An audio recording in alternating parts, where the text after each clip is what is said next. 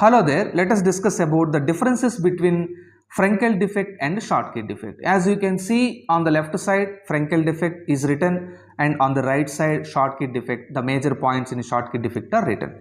Okay, right. Then, so what is the first point in Frenkel defect? Frenkel defect arises when cations dislocates from their original site into interstitial site.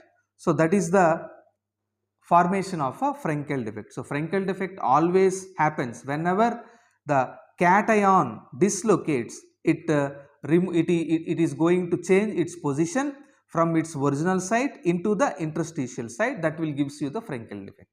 Whereas the Schottky defect arises when both the cations and anions are missing from their normal sites. If the cations and anions that are present in the crystal lattice, if both are missing, you can notice that it is a Schottky defect. Then Frenkel defect is both a type of vacancy defect as well as interstitial defect, because the cation is actually dislocating from original site to the interstitial site. So the Frenkel defect will come under vacancy defect as well as interstitial defect. Okay students, now the Schottky defect will always come under the vacancy defect. It is always a vacancy defect because cations and anions are missing from their original positions. Now the third point is, it does not changes the density of the solid. Okay, Frenkel defect does not changes the density of the solid, whereas the Schottky defect will decreases the density of the solid. Why? The reason is very simple, because cations and anions are missing. Now the fourth point is, it is in the Frenkel defect, it is observed in those solids having smaller sized cations than the anions. So the Frenkel defect, you can see the Frenkel defect only in such a ionic compounds where the cation is having smaller size than the anion. For example, AgCl, here Ag plus metal ion is having smaller size compared to the chloride, that is anion Cl minus. So such a solids, such a ionic solids will show the Frenkel defect.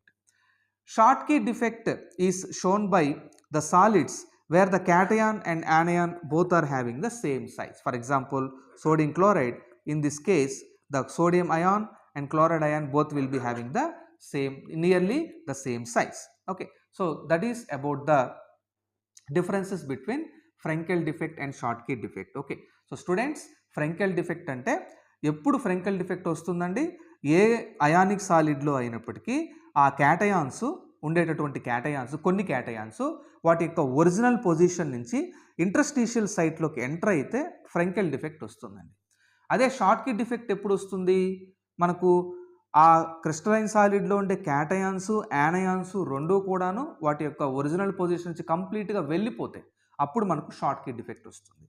Frenkel defect vacancy defect as well as interstitial defect అండి, ఎందుకంటే cation దాని యొక్క original position నుంచి interstitial పొజిషన్లోకి వెళ్ళిపోతుంది. So original position దగ్గర వ్యాకన్సీ defect generate అవుతుంది, కొత్తగా వెళ్ళిన ప్లేస్లో ఇంటర్స్టీషియల్ డిఫెక్ట్ జనరేట్ అవుతుంది. ఓకే, Schottky డిఫెక్ట్ ఒక వేకన్సీ డిఫెక్ట్ మాత్రమే. ఓకే రైట్, ఎందుకంటే ఇక్కడ క్యాటయాన్స్ యానియాన్స్ మిస్ అవుతున్నాయి కాబట్టి. దెన్ Frenkel డిఫెక్ట్ ఆ సాలిడ్ యొక్క డెన్సిటీని ఏమాత్రం చేంజ్ చేయదు. అదే మనకు Schottky డిఫెక్ట్ ఆ సాలిడ్ యొక్క డెన్సిటీని డిక్రీజ్ చేస్తుంది, ఎందుకంటే ఇక్కడ వేకన్సీ జనరేట్ అవుతుంది. ఓకే రైట్, మనకు Frenkel డిఫెక్ట్ ఏ సాలిడ్స్లో మనం చూడొచ్చు అంటే, ఏ సాలిడ్స్లో, ఏ అయానిక్ సాలిడ్స్లో అయితే క్యాటయాన్స్కి పాజిటివ్ ఛార్జ్ ఉన్న క్యాటయాన్స్లో, క్యాటయాన్స్ జనరల్గా తక్కువ సైజ్ ఉంటుందండి అయానిక్ సైజ్ యానియాన్స్తో కంపేర్ చేస్తే. సో అటువంటి సాలిడ్స్ మనకు Frenkel డిఫెక్ట్ని చూపిస్తాయి. అదే మనకు Schottky డిఫెక్ట్స్ ఏంటంటే, ఏ సాలిడ్స్ మనకు Schottky డిఫెక్ట్ చూపిస్తాయి అంటే, ఏ సాలిడ్స్లో అయితే క్యాటయాన్స్కి యానయాన్స్కి సేమ్ సైజ్ ఉంటుందో, ఓకే ఆల్మోస్ట్ సేమ్ సైజ్ ఉంటుందో, అటువంటి సాలిడ్స్ మనకు Schottky డిఫెక్ట్ని ఎగ్జిబిట్ చేస్తాయి. Okay students, so that is the difference between these two defects, Frenkel and Schottky defects. Thank you for watching.